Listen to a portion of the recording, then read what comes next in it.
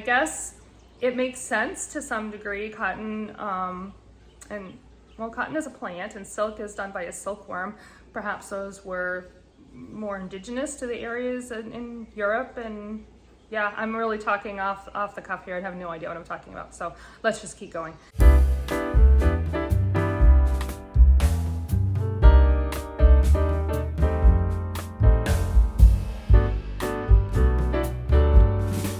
Well, hello and welcome to episode 7 of Michelle's Fiber Studio podcast. My name is Michelle and I am your host. If this is your first time tuning in, thank you so much for checking me out.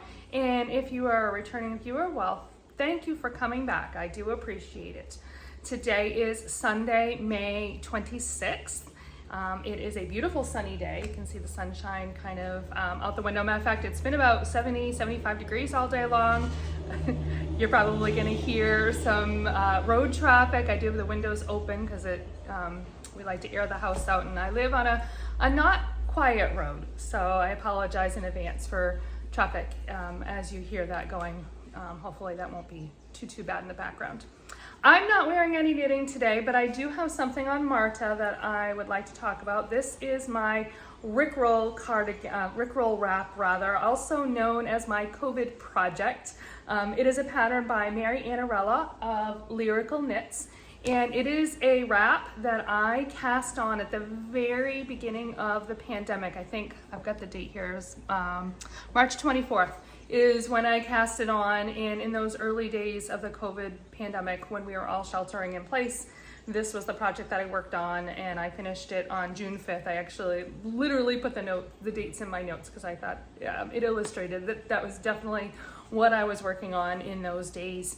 The yarn is from Wonderland Yarns in their Mad Hatter base, and the 3 different colors are, this one here is Fireflies, and then we have Phosphorus is the bright green, and then the tealy here is the Sleeping Griffin. So those are the 3 colors that I used. It's yarn that I picked up from, at the time was my closest local yarn shop. It actually went out of business later that spring. The owner retired. It was not a COVID fatality, as it were, but she did retire, and this was actually even before she announced her retirement. But I went and I picked up the yarn and got this wrap going, and it's one that I really enjoy wearing a lot. The colors are really fun. There's lots of different ways that you can style it. I always have to pull up Mary's video and remind myself of how I can button it, because there's buttons on it here that you can use to button it and style it in different ways. So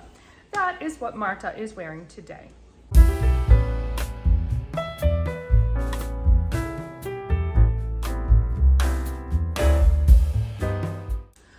So I don't have any projects on my blocking board, didn't finish anything. I do have several projects. We're gonna go right into my project bag. And I think the first project I'm gonna talk about is my Boxy. And here it is. I think I told you last week, if I recall, the story of how it was coming out too big and I had to rip it out and start it over, and I have it, you can see I still have it on waste yarn. I knit this much, and then I decided to block it and check the measurements, and I'm pretty sure it's coming out. The gauge is spot on. The only thing I'm a little worried about, I wouldn't say even worried, it's actually coming out about an inch or so smaller than I had intended. But again, remember, Boxy is a really big oversized sweater, so I'm thinking it's gonna be okay.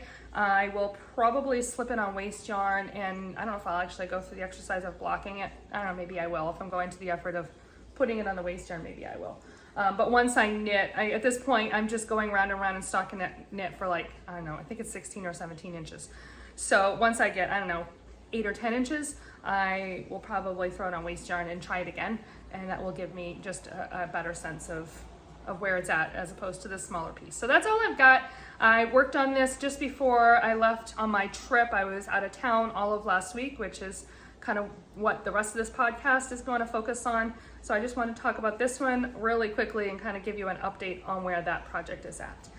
The other project that I am not actually going to talk about is my Musselburgh hat. I didn't touch it. I showed you my my progress on it in the last podcast, and I haven't touched it since. So again, that is my school project, and I was out of town all of last week. I had the entire week off to travel to Iowa. So we are gonna skip right on ahead. And the next project, we'll do the Ameyo. We'll take Ameyo out. This is my brioche project, and I got quite a bit done. This mostly was what I worked on in the plane. I flew to Iowa from Boston, and here we go. There it is, and you can see if I hold it here. So this stitch marker down here is where I was last week, and I got all of that done. I put a second stitch marker in when I got home yesterday and started working on it. I actually wasn't sure if I was going to podcast or not, but I decided to go ahead and do it. So this is essentially all that I have done since the last podcast. So I got quite a bit done. I actually completed section 1, and I am now ready to go on to section 2. So that's the front, the right side, if you will. This is the wrong side with the mohair that is taking center stage. I'm really enjoying, again, this project. One thing that I figured out how to do, I was working on it earlier this afternoon, and I got to a point where something just didn't look like, well, let me back up. I got to the end of a row and my stitch count was off. So I knew that I had to back it up. And of course, backing up on brioche is not always the easiest thing. And this was the patterned row, main side row, so that the main color yarn. And so I took it all the way back and was starting to work my way across. And I got to a point I was looking at it, I'm like, something just doesn't look right. So I stopped and I studied it. And I actually took the time to figure out how to read my knitting. Now, I know we talk a lot about reading knitting in the context of whether to understand whether the stitch that you're looking at is a knit stitch or a purl stitch, but reading knitting is really more than that. It is actually, especially when you're working in a pattern, it is understanding if what you're knitting into is what you're supposed to be knitting into, if that makes any sense. So let me hold this up. So in this section here, for instance, see how I have in here where I did some increasing. I think it was a triple increase, and then it goes out. And this is the one where I have a decrease here and a decrease here, and then I'm going in and I've got the 3 single stitches. So when I know that when I am doing my decreases here, it needs to be just above this little increase, for instance. Or in another segment, if I come into here, I know this column is supposed to be staying as a straight knit column. And so if I'm doing a decrease here, then something is off kilter.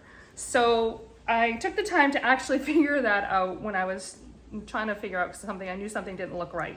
And I was able to get myself back on track and complete the section with no problem. And now that I have really kind of taken the time to figure out the pattern and what I'm looking at, I'm hoping that it goes actually even a little bit faster and will save me from second guessing myself on any other rows. So it's a good skill to have. It's a really important thing if you're doing pretty much any kind of patterned project or pattern knitting that is more than ribbing. Try to take a minute to figure out if what you're knitting into or purling into or the stitch that you're doing is where it's supposed to be based on what the rows below look like. That's a really important thing. Before I move on, let me just real quick again talk about the yarn. This is the Hope Knits yarn. Get my tags out. I don't want to lose my balls of yarn here. Oh, come on. All right. This is the summer Jimmy sock in a summer clover. And I'm going to show you first the Hope Knit yarn label and summer clover, Jimmy sock. And then this is the Abigail mohair lace, and the colorway is 38. So that is my brioche project and where I am at. Oh, and I said this was my primarily my travel knitting project. I did work on it one of the nights, or the first day that I arrived, I had about 3 hours in the hotel room because nothing was going on until the next day. And so I worked on it that afternoon. And then I don't think I touched it again. And I honestly was into reading a book on my travel back. So I didn't even touch it on the return travel. All of what you saw there is essentially what I did when I was headed out to Iowa. So that's pretty cool. All right, the next project that I will show you is my Feel the Breeze. That is by Jennifer Weissman. I'm making pretty good progress on this one. So last week when there we go. So yeah, I got the whole thing here, but that's essentially, so when I was podcast last week, I was just, actually down here, I was just starting this third ray, and I am almost done. Here's my stitch marker is here. So I get this section, you work back and forth and move it 11 stitches every time. So I've got about four repeats back and forth, but of course they're getting smaller. So that won't take too long. Maybe I'll sit and do that tonight. And then I do another blue, two rows, and then I can add my next color. So I've added in these little stitch markers here. They have, I don't remember where I got them. Well, I do remember. I got them as one of my items in a Yarnable subscription box. Oh, I can't talk today. But that one has a 100 on it, and this one has a 50, there we go, a 50 on it. And I've got them placed, I got 3 of them in there. There's the other one. So because I know that I have to have, when I finish this repeating, it's like, I don't know, 270 stitches or something like that. And the stitch count doesn't change really going back and forth, and so I don't want to have to count the 200 stitches and then I add another one for 50. So that way when I get done the repeats, I can just count this section here and figure out if I have the correct stitch count. So that's working out quite well. I will see if I can figure out where these came from and link it in the show notes. So the yarn that I'm using on this project is Miss Babs, and this is my main colorway, which is Porto. And then all the little minis are this is the tempo. The Porto was the gradient kit. Yeah. So here's one of the colors, another color there. Oh, they're all kind of in the bottom here. Oh, yellow. I think that's the other color. So I think the yellow is the next color because there are 6 colors total. And then I end with a ray of the Porto, or the tempo rather. Yeah, I can't talk. But yeah, it's coming along. I'm having a good time with this. I kind of have a loose goal of completing it by the end of June. And it takes me, at my current pace, roughly about a week to do a ray. So I think that's doable with 4 rays left. So we'll see where that lands. And the last project that I am going to show you is my newest cast on, and I did cast on my socks. And you might remember last week I was joking, this is gonna be we'll call it my drag around project, but the project that I was gonna have available to me when I had little bits of time that I always carried with me, maybe while I was sitting in meetings. And I wasn't sure how much I'd get done. And I joked that I could have a whole pair of socks, I could have one sock, I could have a cuff. So that is what I got done. This is the first sock. Actually, here we go, I do them cuff down, so we'll hold it that way. And I got, it's a fair amount done. I was honestly, I've been having a little stress, aches and pains in my left arm. So I was actually trying to not do a ton of knitting and taking the opportunity of being away and busy and occupied to not knit as much as maybe I would in a normal week to kind of rest my hand or my wrist. But I cast on the cuff before I left. My husband and I spent the day in Boston, so while we're in the hotel room, I cast on the cuff. So then the rest of the stockinette portion is what I got done. A lot of that was done in one of the meetings. I took it out and sat there and knit. I took it with me, and I was waiting for a shuttle at one point, and I was knitting on it a little bit. So I knit my socks on 2 circular needles. I think last podcast I said 2 socks on 2 circs, but it is 1 sock on 2 circs. And I use size 0 2mm needles, and I cast on 56 stitches. When I get to the heel, it is a short row heel. I do the OMG heel. I think it's by Megan Williams, but I can look that up and link that in the notes as well. But that's what I got done. So I'm pretty pleased with that. It's kind of a fun little project, and you can see it's doing the micro striping thing. I wasn't sure exactly what it was going to do, but we got these fun little micro stripes. The yarn right here in the cake is my Sweet Georgia Tough Love socks. And the colorway is Canary Island. So I'm calling these my Canary Island socks.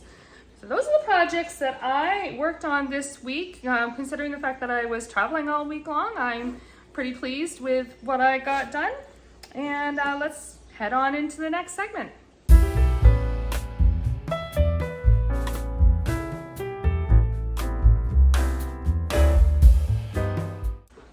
Any project dreams or any new yarn acquisitions on my yarn shelf. So we're going to go straight into this week's random knitting fact.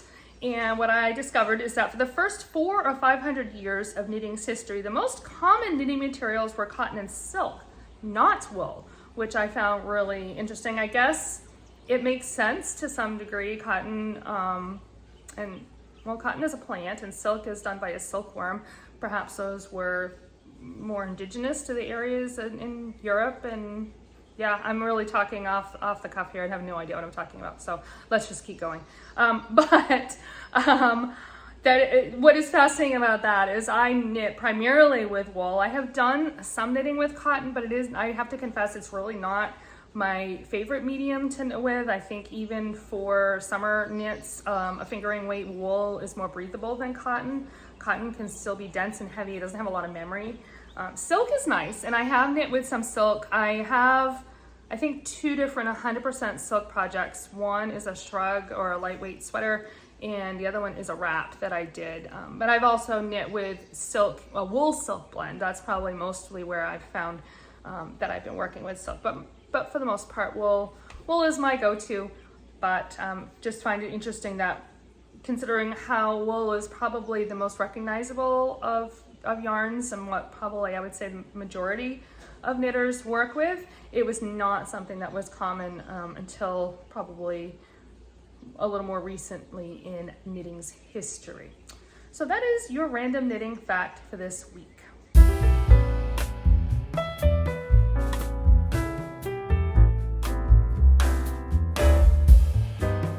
Well, let's dive right in my day-to-day section. I've got a lot to talk about. I was traveling all of last week, so I thought I would kind of give a little mini recap of my days and what that looked like. I went to Iowa for the Odyssey the Mind World competition. I am on the main board of directors, and I was attending as part of their shadow program. Odyssey the Mind does that for people who are on the boards around the world. And it gives those board members an opportunity to see kind of behind the scenes and the inner workings of putting on the World's Tournament, so that way they can go back and use that knowledge to further strengthen their tournaments and their organizations within their home states. So I was invited to participate in the shadow program. It was an amazing week. I had 6 other shadows that we were together for 4 days straight and did everything together, and it was a lot of fun. And learned a ton actually. But my first day, so we can start with last Sunday, a week ago. I was flying out of Boston early on Monday morning, and so my husband and I decided that we would go down to Boston the day before, spend the day in Boston, and get a hotel not far from the airport, so that way I wouldn't have to get up at dark 30 to go from Maine to be able to get to Logan at the time that I needed to be there to be able to make my flight. We stayed at a Hilton. It was about 5 minutes away from Logan, and then we arrived think it's about 12:30 in the afternoon we arrived, and we were within walking distance. The hotel was in walking distance of one of the subway stops.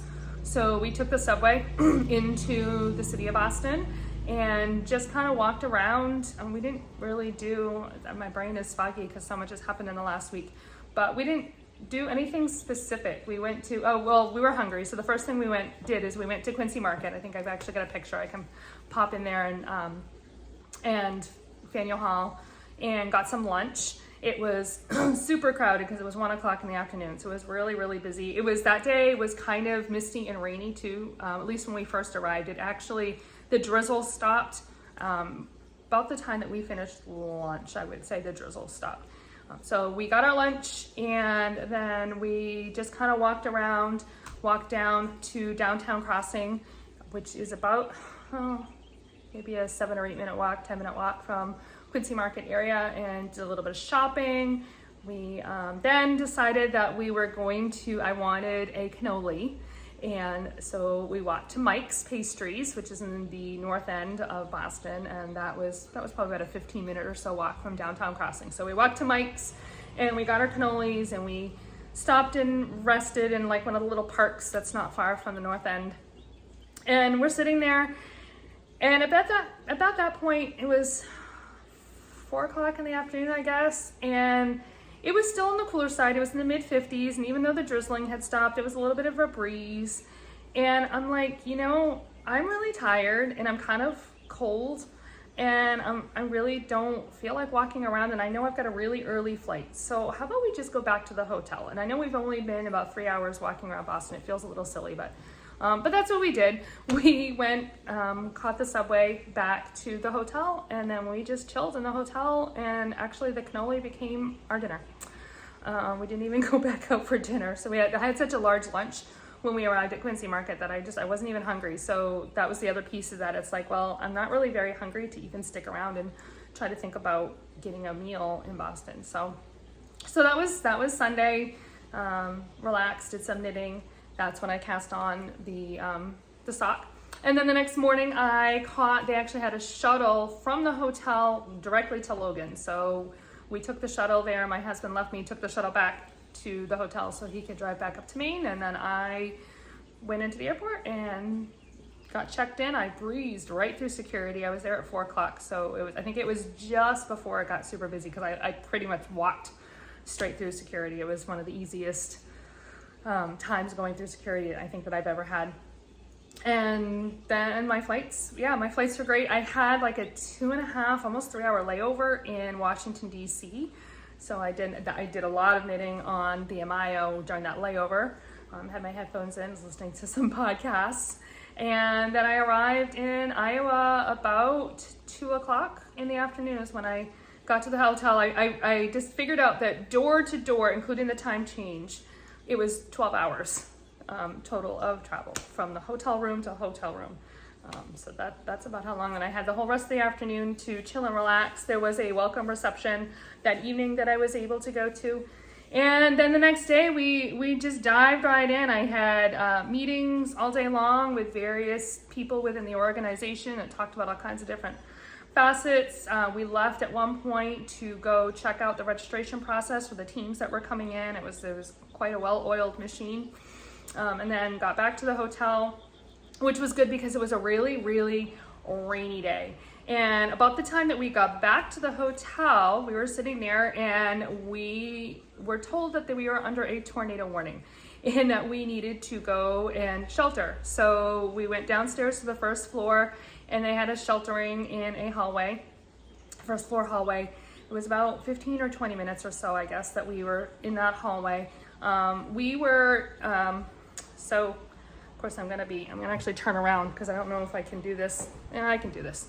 So if this is Des Moines, I was here in Ames, and then there was a town down about here, and I want to say maybe 50 miles distance from Ames to, can't remember the name of this town here, but there were some pretty serious tornadoes that went through there and really devastated that community. There were unfortunately some fatalities, a lot of injuries, and loss of property.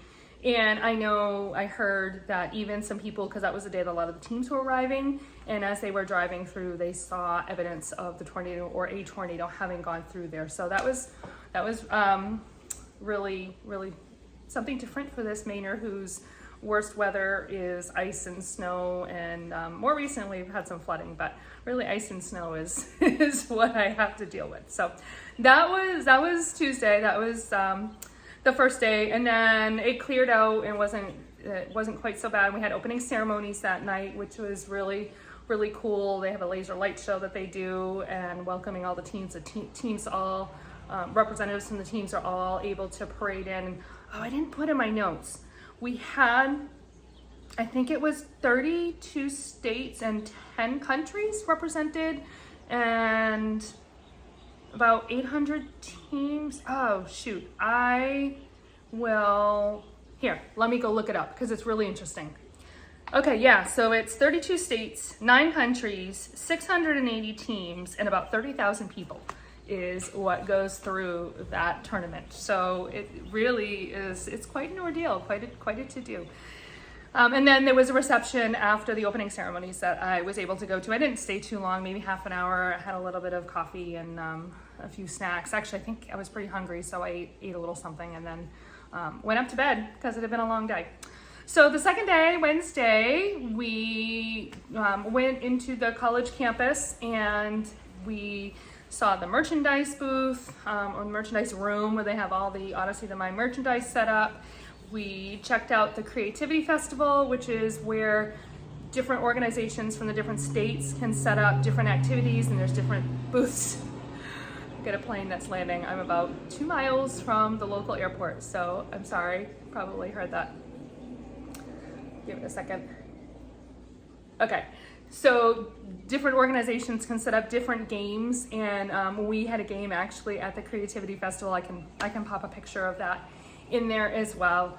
And you go around and you visit all of these different booths, and then the kids have an Omer here. I think I've got it right here. Omer is the mascot of Odyssey, and every time you visit a booth, you get a special stamp from that booth, and then you can show this at the end and you can get a special pin, because pin trading is the other really big thing. All the states have pins and everybody trades them back and forth, and people who return year over year will continue to trade them. They'll have towels and towels and towels of pins. I think I got pictures of that I can put in here as well. So we did that. And then that evening, there was a float and banner parade. So again, organizations had an opportunity to create either a float or a banner. I think they actually could have done both. And then they parade them around the arena, and they get voted on the best. There's voting and all of that. So I assisted. That was one of my roles as a shadow. I had to assist with that. Excuse me. So that was a lot of fun. Then we got back there. There was another reception, but I decided didn't start until 9, and I got back to my room at 8:30. And then by the time I sat down, I was like, yeah, I don't think so. I'm not hungry, and I have been talking with the people that I will talk with if I went downstairs, so I think I'm good. I think I'm just gonna have a quiet evening in the hotel room, and so that's what I did. So the next day, day 4 on Thursday, was a really busy day. We were off-site, or we were on-site, we were off the hotel site all day long, the whole day. We started at 8 o'clock, we headed out, we visited the score room, we spent some time in the spontaneous area. We split up and then each visited 2 different long-term problems, and we're able to watch the kids performing, and that's the best part, is watching the kids, right? That's the whole reason we do this. And then that evening, we were done. It was like 4:30, 5 o'clock when we got back to the hotel. We had dinner and then went back to the arena, and they had a graduation ceremony for the graduating seniors, but then after that, there was a tribute to Dr. Sam Miklas. Dr. Sam was the founder of Odyssey the Mind, and he unfortunately passed away in April. So we had a lovely, lovely, lovely tribute to Dr. Sam. There was all kinds of different speakers, and it was just very heartwarming to see and hear the impact that Dr. Sam's vision has had on all kinds of people all over the world. So that was really nice. And then again, we had a reception when we got back to the hotel. Odyssey the Mind treats their officials very well. We had all of our meals provided for us. They were excellent. We had a reception every evening that we could attend with more food and drinks and things. So that was great.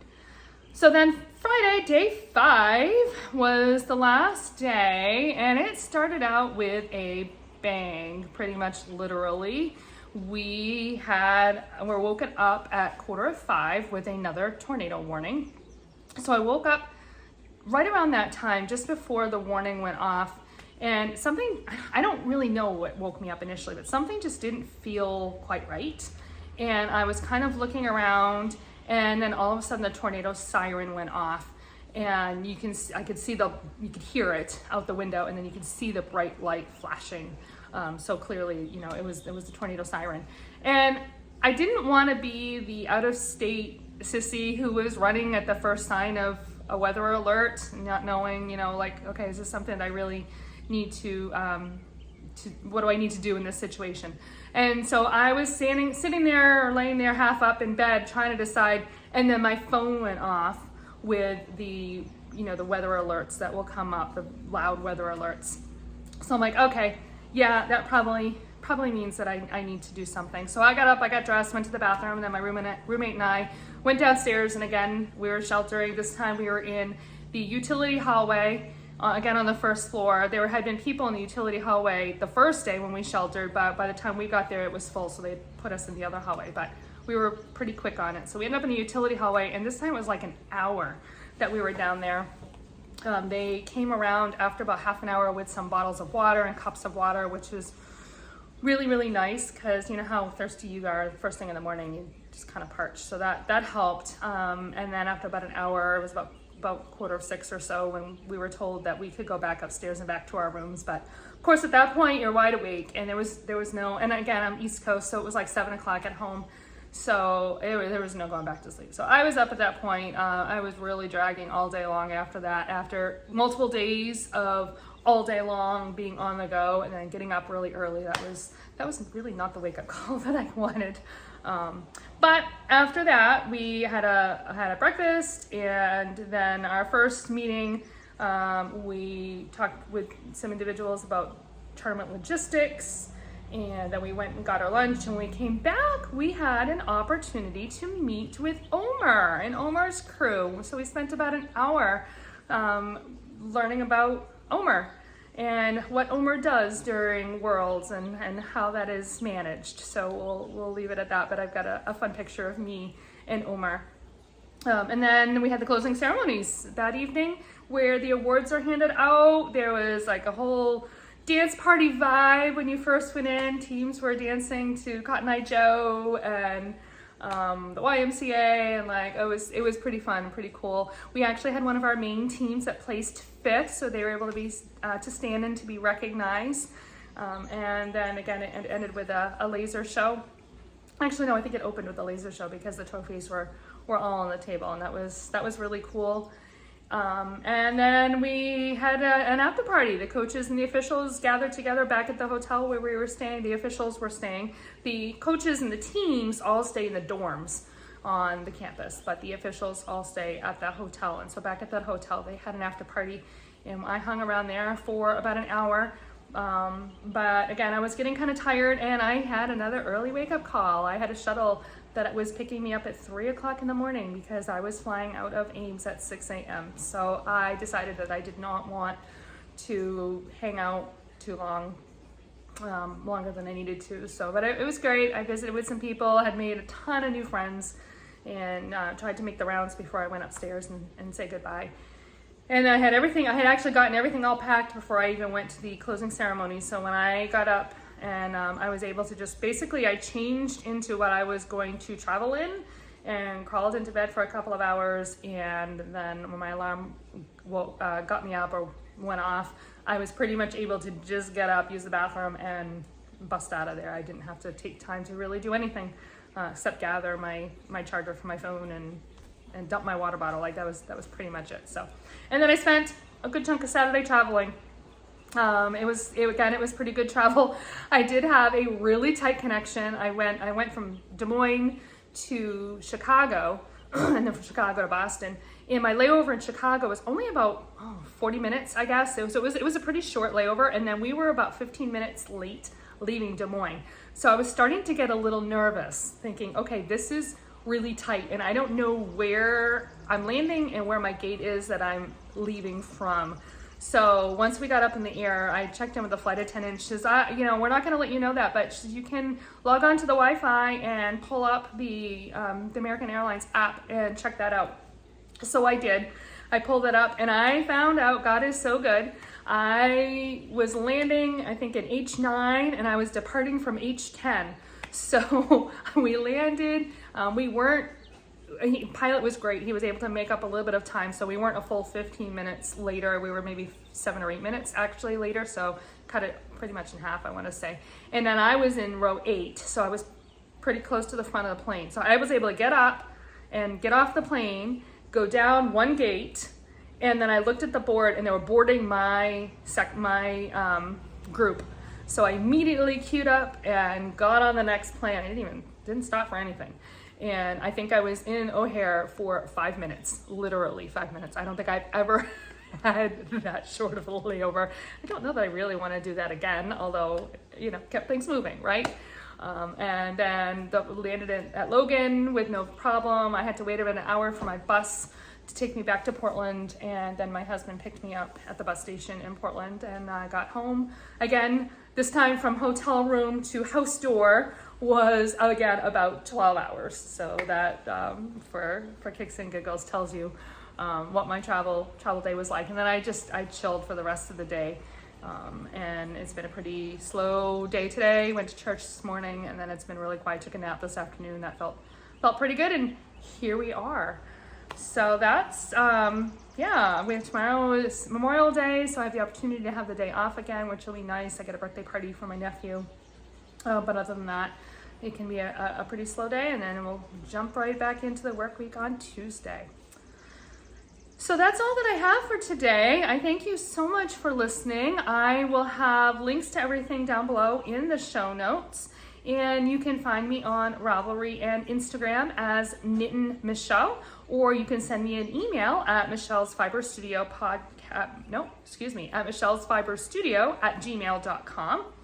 If you like this video, please hit the like button or subscribe so you can always know when I have new content. I try to put my videos up on Tuesday mornings, but you will definitely get that alert if you subscribe. So thank you so much for listening, and I hope you have a great week and happy knitting.